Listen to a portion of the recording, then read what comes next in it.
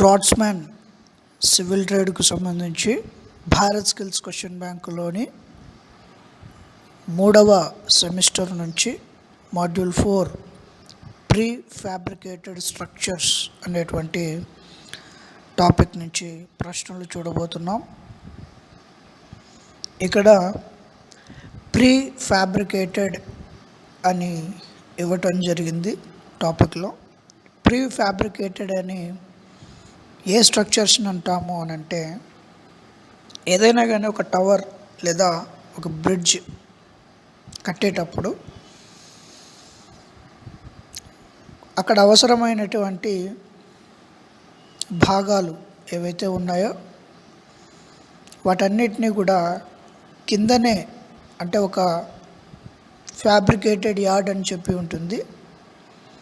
అక్కడ ఏం చేస్తారు అని అంటే, చిన్న చిన్న పార్ట్స్ అన్నిటినీ కూడా జాయిన్ చేసి పెడతారు, అంటే ఫ్యాబ్రికేట్ చేస్తారు, బిగిస్తారు. బిగించిన తర్వాత అది ఒక పెద్ద ఫ్రేమ్గా తయారవుతుంది. ఆ ఫ్రేమ్ని తీసుకెళ్ళి పిల్లర్స్ మీద కూర్చోబెడతారు. సో ఈ విధంగా చిన్న చిన్న భాగాలన్నిటినీ కలిపి ఒక పెద్ద స్ట్రక్చర్గా తయారు చేసేటువంటి ఆ ప్రక్రియని ఏమంటాము అని అంటే ఫ్యాబ్రికేషన్ అని చెప్పి పిలుస్తాం. సో జనరల్గా సపోజ్ ఒక బ్రిడ్జ్ కన్స్ట్రక్ట్ చేయాలంటే మనకు నంబర్ ఆఫ్ ఫ్రేమ్స్ అవసరమవుతాయి, బోల్ట్లు నట్లు అవసరమవుతాయి, అలాగే రివెట్స్ కూడా అవసరమవుతాయి. సో ఈ విధంగా బ్రిడ్జ్ చూసినట్లయితే మనకు ఫ్రేమ్స్ అన్నీ కూడా ఒకదానితో ఒకటి కనెక్ట్ అయి ఉంటాయి. ఆ ఫ్రేమ్లో జాయింట్ వేసి మనము పైన పిల్లర్ పైన కూర్చోబెట్టి బ్రిడ్జ్ని కన్స్ట్రక్ట్ చేస్తే బ్రిడ్జ్ అనేది తొందరగా కంప్లీట్ అయిపోతుంది. అదే ఒక్కొక్క పార్ట్ తీసుకెళ్ళి బ్రిడ్జ్ పైనే కన్స్ట్రక్ట్ చేయాలి, ఒక్కొక్క ఫ్రేమ్ తీసుకెళ్ళి పైనే ఫ్యాబ్రికేషన్ చేసుకోవాలి, అసెంబుల్ చేసుకోవాలి అని అంటే టైం టేకింగ్. కాబట్టి ఒక పనిని తొందరగా పూర్తి చేసేదానికి ఇక్కడ మనకు ప్రీ ఫ్యాబ్రికేషన్ అనేటువంటి మెథడ్ వాడతారు. సో అందులో నుంచి మనం ప్రశ్నలు చూద్దాం, అలాగే జవాబులు కూడా. మొదటి ప్రశ్న, what is the another name of prefabricated structures?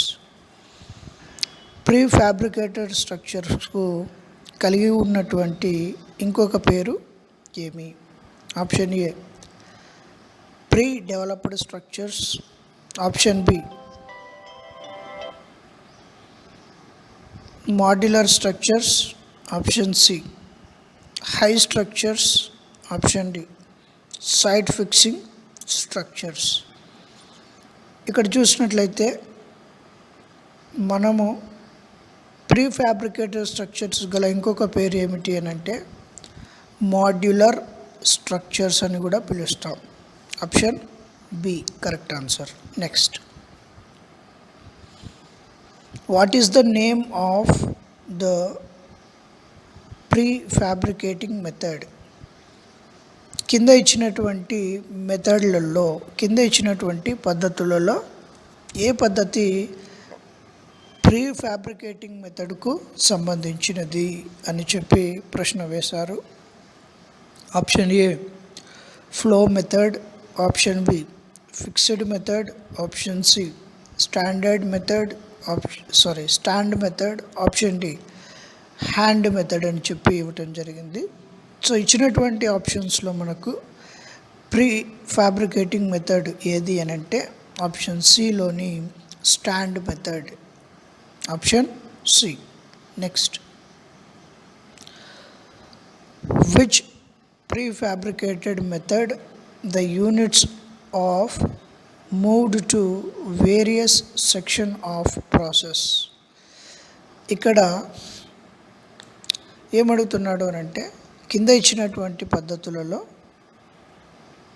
Prefabricated పద్ధతులలో ఏమవుతాయంటే units of moved to various cross section for process. Units అనేటివి మూవ్ అవుతాయి. యూనిట్స్ అంటే ఇక్కడ అర్థం ఏమనంటే బిగించినటువంటి భాగాలు, ఫ్యాబ్రికేట్ చేసినటువంటి భాగాలను మనం ఏమంటామనంటే యూనిట్స్ అని అంటాం. యూనిట్స్ మూవ్ అవుతాయంట. ఎక్కడికి మూవ్ అవుతాయంటే వేరియస్ సెక్షన్ ఫర్ ప్రాసెస్. ఇప్పుడు బిగించవలసినటువంటి భాగాలు లేదా బిగించినటువంటి భాగాలను ఒక్కొక్క సెక్షన్ ఒక్కొక్క పని చేస్తూ ఉంటారనమాట. అక్కడ మనము ఉన్నటువంటి పార్ట్స్ని ఆ పర్టికులర్ సెక్షన్కి పంపించేటువంటి పద్ధతి కింద ఇచ్చినటువంటి పద్ధతులలో ఏది అని చెప్పి ప్రశ్న. Option A flow method, option B fixed method, option C stand method, option D vehicle method అని చెప్పి ఇవ్వటం జరిగింది. సో ఇక్కడ మనము ఫ్లో మెథడ్ అని చెప్పి పిలుస్తాం. ఏ రకమైనటువంటి ఫ్యాబ్రికేటెడ్ మెథడ్లో యూనిట్స్ లేదా ఫ్రేమ్స్ అనేటివి వాటి రెస్పెక్టెడ్ సెక్షన్స్కి వెళ్ళిపోతాయి. ఆ విధంగా పార్ట్స్ని ఇప్పుడు సపోజ్ ఒక చోట వెల్డింగ్ జరగవచ్చు, లేదా ఒక చోట రివెటింగ్ జరగవచ్చు, ఒక చోట నట్ అండ్ బోల్ట్ జాయింట్లు జరగచ్చు, ఇంకొక చోట రెజిన్స్తో జాయింటింగ్ ఉండొచ్చు. సో ఈ విధంగా మనకు ఒక్కొక్క చోట ఒక్కొక్క పని జరుగుతూ ఉంటుంది. వెల్డింగ్ చేయాల్సినటువన్నీ కూడా ఒక సెక్షన్లో జరుగుతాయి. వెల్డింగ్ తర్వాత రివెటింగ్ చేయాల్సినటువంటి పార్ట్స్ అన్నీ కూడా ఇంకొక చోట జరుగుతాయి. ఈ విధంగా డిఫరెంట్ సెక్షన్స్ దగ్గర డిఫరెంట్ ఆపరేషన్స్ మనకు జరుగుతూ ఉంటాయి, అసెంబ్లీ ఆపరేషన్స్. సో ఆ విధంగా ఆ డిఫరెంట్ ప్లేస్కి వెల్డింగ్ చేయాల్సినటువంటి పార్ట్ని వెల్డింగ్ సెక్షన్కి పంపిస్తే దాన్ని ఏమంటారు? అలాగే రివెటింగ్ చేయాల్సినటువంటి ఫ్రేమ్కి రివెటింగ్ సెక్షన్కి పంపిస్తే ఆ విధంగా మూవ్ చేయటాన్ని ఏమంటారు అనేది ప్రశ్న. ఏమంటాము అని అంటే ఫ్లో మెథడ్ అని చెప్పి పిలుస్తాం. Option A. Next, what is the name of concrete that are prepared at factory and erected at site? What is the name of concrete that are prepared at factory and erected at the site? So ఎక్కడైతే మనము building లేదా ఫ్యాక్టరీని కట్టబోతున్నామో అక్కడ మనము సిమెంటుని తీసుకెళ్ళి, ఇసుకని తీసుకెళ్ళి, కంకరని తీసుకెళ్ళి మూడింటిని కలిపి అక్కడ ఒక ఫ్రేమ్ కానీ అనగా ఒక పిల్లర్ కానీ, లేకుంటే ఒక స్తంభం లాంటిది కానీ, లేదంటే ఒక బీమ్ కానీ మనము తయారు చేసుకుంటే సైట్ దగ్గరనే మనము సిమెంటు కాంక్రీట్తో ఒక బీమ్ కానీ, లేదంటే పిల్లర్ కానీ, ఒక స్టెమ్ కానీ, ఏదైనా సివిల్కి సంబంధించినటువంటి ఆ యొక్క స్ట్రక్చర్ ఏదైతే ఉందో దాన్ని మనం అక్కడే తయారు చేసుకుంటే ఆ రకమైనటువంటి కాంక్రీటును ఏమని పిలుస్తారు అని చెప్పి ప్రశ్న అడుగుతున్నారు. Option A prestressed concrete, option B post tensioned concrete, option C pre casted concrete, option D post casted concrete అని చెప్పి ఇవ్వటం జరిగింది. సో ఆ రకమైనటువంటి కాంక్రీట్ని ఏమంటామనంటే ప్రీ క్యాస్టెడ్ కాంక్రీట్గా పిలుస్తాము. ప్రీ క్యాస్టెడ్ కాంక్రీట్గా పిలుస్తాము. Option C. Next, what is the scale used for prefabricated structures? ముందుగా నిర్మించిన నిర్మాణానికి ఉపయోగించే స్కేలు ఏమిటి? Option A IS 159-132-2011, option B IS 159-14-2011, option C IS 159-15-2011, option D IS 159-16-2011. మరి ఈ ప్రీ ఫ్యాబ్రికేటెడ్ స్ట్రక్చర్స్కి ఉపయోగించేటువంటి స్కేల్ ఏమిటి అని అంటే మనము ఆప్షన్ డిలో ఉన్న IS 159-16-2011 అనేటువంటి స్కేల్ని ఉపయోగిస్తాము. What is the minimum distance between centers of any two adjacent rivet holes to the nominal diameter of the rivet is 25 mm. ఇక్కడ చూసినట్లయితే మనకు ఏదైనా కానీ రివెటింగ్ జాయింట్ వేసేటప్పుడు ఒక రివెట్కి ఇంకొక రివెట్కి మధ్య ఉండవలసినటువంటి దూరము ఎంత, ఒకవేళ రివెట్ మధ్యలో ఉన్నటువంటి ఆ యొక్క షాంక్ డయామీటర్ ఏదైతే ఉందో దాన్నే మనం నామినల్ డయామీటర్ అని అంటాము. ఆ నామినల్ డయామీటర్ 25 మిల్లీమీటర్లు అయితే మనకు ఒక రివెట్కి ఇంకొక రివెట్కి మినిమం డిస్టెన్స్ ఎంత ఉండాలి అని చెప్పి ప్రశ్న వేస్తున్నాడు. రివెట్ హోల్కి ఇంకొక రివెట్ హోల్కి option A nominal diameter plus 1 millimetre, option B nominal diameter plus 1.5 millimetre, option C nominal diameter plus 2 millimetre, option D nominal diameter plus 2.5 millimetre. So ఇక్కడ జాగ్రత్తగా మనం పరిశీలన చేస్తే ఏది కరెక్ట్ ఆన్సర్ అవుతుంది, ఏమి ఒక రివెట్ హోల్కి ఇంకొక రివెట్ హోల్కి మధ్యలో మనము ఎంత దూరము ఉంచాలి అనేది ప్రశ్న వేస్తున్నాడు. ఎంత ఉంచాలి అని అంటే nominal diameter plus 1.5 millimetre. Nominal diameter ఎంత 25 ప్లస్ 1.5 వేస్తే మనకు 26.5 మిల్లీమీటర్ వస్తుంది. Option B correct answer. Next, what is the first stage of prefabricated structure construction? ఇక్కడ ప్రీఫ్యాబ్రికేటెడ్ స్ట్రక్చర్ అంటే నేను చెప్పాను, చిన్న చిన్న పార్ట్స్ అన్నిటినీ కలిపి ఒక పెద్ద భాగంగా బిగించేసి దాన్ని పిల్లర్స్ మీదకో లేకుంటే ఎక్కడైతే కన్స్ట్రక్ట్ చేయాలనుకుంటామో అక్కడికి క్రేన్లతో ఎత్తుతారు. సో ఆ విధంగా ప్రీఫ్యాబ్రికేషన్ చేసేటప్పుడు, అనగా పార్ట్స్ అన్నీ కూడా బిగించేటప్పుడు, వెల్డింగ్ చేసేటప్పుడు మనకు మొదటి పద్ధతి ఏదైతే ఉందో, మొదటి స్టేజ్, ఫస్ట్ స్టెప్ ఏదైతే ఉందో దాన్ని ఏమంటారు అని ప్రశ్న. Option A testing of raw materials, అంటే తెచ్చుకున్నటువంటి ముడి సరుకును మనము టెస్ట్ చేయటం, అవి బలంగా ఉన్నాయా లేదా అని చెప్పి. Option B procurement of raw materials, వాటిని భద్రపరచడము.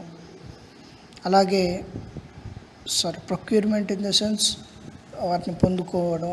అలాగే option C concrete mix design. So concrete mix designing అనేది మనం చేస్తాము. Option D reinforcement preparation. Reinforcement preparation అంటే ఉపబల ముందస్తు అని చెప్పేసి ఇవ్వటం జరిగింది. సో ప్రీఫ్యాబ్రికేషన్ మెథడ్లో మనకు మొట్టమొదటి స్టేజ్ లేదా స్టెప్ ఏమిటి అని అంటే ప్రొక్యూర్మెంట్ ఆఫ్ రా మెటీరియల్స్. వాటిని రా మెటీరియల్స్ అంటే ఏమి, మనకు ముడి సరుకును మనం ఏమంటామనంటే ముడి పదార్థాన్ని మనము రా మెటీరియల్ అని చెప్పి పిలుస్తాం. సో మనం ఏం చేస్తాము, సపోజు ఒక ఎల్ షేప్లో ఉన్నటువంటి ఒక ఫ్రేమ్ తయారు చేయాలి అని అంటే, చూడండి ఒకసారి, ఈ విధంగా ఎల్ షేప్లో నాకు ఒక ఫ్రేమ్ కావాలి, ఇది పిల్లర్ మీద కూర్చోవాలి. ఫస్ట్ ఇదొకటి ఉంటుంది. ఈ రెండింటిని నేను వెల్డింగ్ ద్వారానో లేకుంటే రివెటింగ్ ద్వారానో లేకుంటే బోల్ట్ అండ్ నట్ జాయింట్ వేసి దీన్ని నేను ఏం చేస్తానంటే ఫ్యాబ్రికేట్ చేస్తాను. దీన్ని తీసుకెళ్ళి మళ్ళీ పిల్లర్ మీద కూర్చోబెడతాను. సో ఈ విధంగా చేసేటువంటి పద్ధతుల్లో మనం ఫస్ట్ ఈ రెండింటిని నేను వర్క్ సైట్ దగ్గర జాయింట్ చేయాలి అని అంటే ఖచ్చితంగా అది నాకు సైట్ దగ్గరికి రావాలి. అంటే ఈ యొక్క మెటీరియల్ని నేను సేకరించుకోవాలి. సేకరించడం అని అంటే పొందుకోవడం అన్నమాట. సో ఎక్కడైతే అది తయారవుతుందో అక్కడి నుంచి మనం లొకేషన్కి తెచ్చుకోవడాన్ని మనము ప్రొక్యూర్మెంట్ ఆఫ్ రా మెటీరియల్స్ అని అంటాం.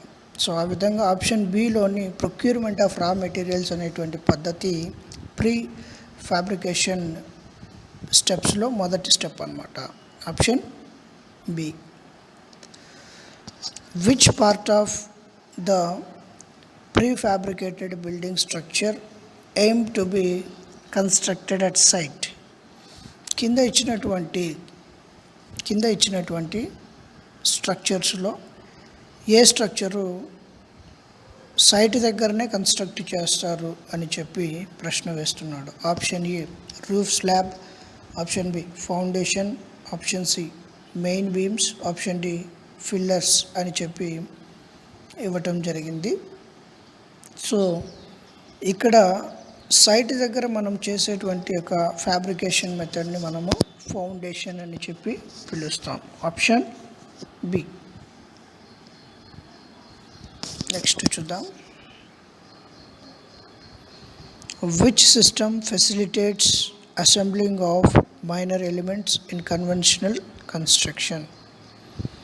సో సాంప్రదాయక నిర్మాణంలో చిన్న చిన్న ఎలిమెంట్లను తీసుకొని, ఎలిమెంట్ అనగా పార్ట్ అంతే, చిన్న చిన్న పార్ట్స్ని తీసుకొని వాటిని జాయింట్ చేసేదానికి కింద ఇచ్చినటువంటి వ్యవస్థల్లో సిస్టంలో ఏ సిస్టము సులభతరం అవుతుంది, ఈజీ అవుతుంది అని చెప్పి ఇక్కడ ప్రశ్న. Option A open prefab system, option B partial prefab system, option C full prefab system, option D closed prefab system అని చెప్పి ఇవ్వటం జరిగింది. సో ఇందులో మనము ఏ రకమైనటువంటి పద్ధతి లేదా వ్యవస్థ తీసుకొని మనము చిన్న చిన్న పార్ట్స్ అన్నిటినీ కూడా సాంప్రదాయ పద్ధతి ప్రకారము జాయింట్ చేస్తాము అనేది ప్రశ్న. మనము ఆప్షన్ బిలోని పార్షియల్ ప్రీఫ్యాబ్ సిస్టమ్ ద్వారా చిన్న చిన్న భాగాలన్నిటినీ కూడా ఒక పెద్ద భాగంగా బిగించేసి మనము ఫ్యాబ్రికేషన్ అనేది చేస్తే ఆ పద్ధతిని మనము పార్షియల్ ప్రీఫ్యాబ్ సిస్టమ్ అని చెప్పి పిలుస్తాం. Option B. Next, what is the name of assembling structure components at site? What is the name of assembling structural components at site? Site దగ్గర అంటే ఎక్కడైతే కడుతున్నామో ఫ్యాక్టరీ కానీ లేకుంటే ఏదైనా ఇండస్ట్రీ కానీ అక్కడ స్ట్రక్చరల్ అసెంబ్లీ అయినటువంటి స్ట్రక్చరల్ కాంపోనెంట్స్ గల పేరు ఏమిటి అంటున్నాడు. Option A open prefab system, option B partial prefab system, option C full prefab system, option D closed prefab system అని చెప్పి ఇవ్వటం జరిగింది. అక్కడ మనము అసెంబ్లీ అయినటువంటి ఆ యొక్క స్ట్రక్చర్స్ని ఏమని పిలుస్తాము అని అంటే ఫుల్ ప్రీఫ్యాబ్ సిస్టమ్ అని చెప్పి పిలుస్తాం. Full prefab system. Next,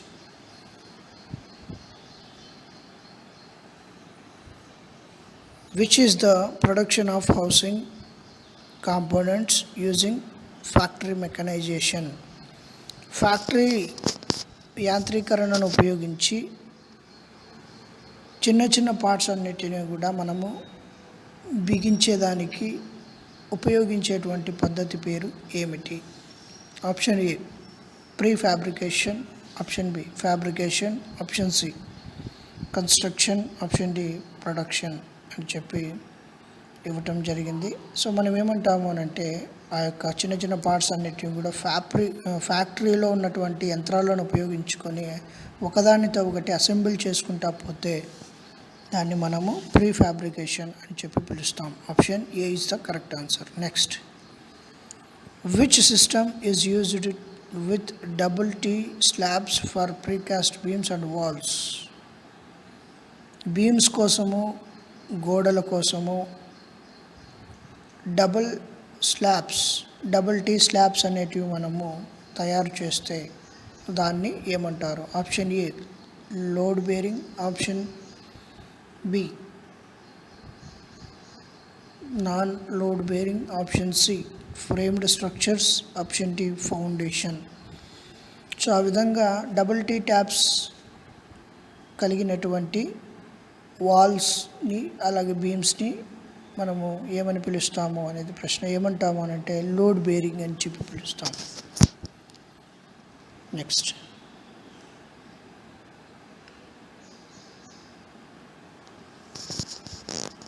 which of the following concrete require transportation for placing? ఇక్కడ చూడండి, కింద ఇచ్చినటువంటి కాంక్రీట్లలో ఏ కాంక్రీటు రవాణా వ్యవస్థను కోరుకుంటుంది దాన్ని ఉంచడానికి అని చెప్పేసి అంటున్నాడు. ఏ కాంక్రీట్ని క్రేన్లతో ఎత్తి పెడతారు? Option A inside concrete, option B post tension concrete, option C precast concrete, option D prestressed concrete అని చెప్పి ఇవ్వటం జరిగింది. ప్రీకాస్ట్ కాంక్రీట్కు ట్రాన్స్పోర్టేషన్ అనేది అవసరమవుతుంది. Option C. Next, which of the following is the advantage of prefabricated structures? కింది వాటిలో ముందుగా నిర్మించిన నిర్మాణాల ప్రయోజనము ఏమిటి? Option A transportation, option B need of heavy duty cranes, option C deformation of the joints, option D no need of fashioning. So ముందుగా నిర్మించినటువంటి ఆ స్ట్రక్చర్స్కి మళ్ళా నిర్మించాల్సినటువంటి అవసరత లేదు కాబట్టి మనం నో నీడ్ ఆఫ్ ఫ్యాజనింగ్ అని అంటాం. ఫ్యాజనింగ్ అని అంటే జాయింట్ చేయడం అనమాట. ఆల్రెడీ జాయింట్ చేసిన దాన్ని మళ్ళీ జాయింట్ చేయాల్సినటువంటి అవసరం లేనే లేదు. అదే అడ్వాంటేజ్ ఇందులో. Next, what is the advantage of pre fabricated structure? ముందుగా నిర్మించిన నిర్మాణం యొక్క ప్రయోజనం ఏమిటి?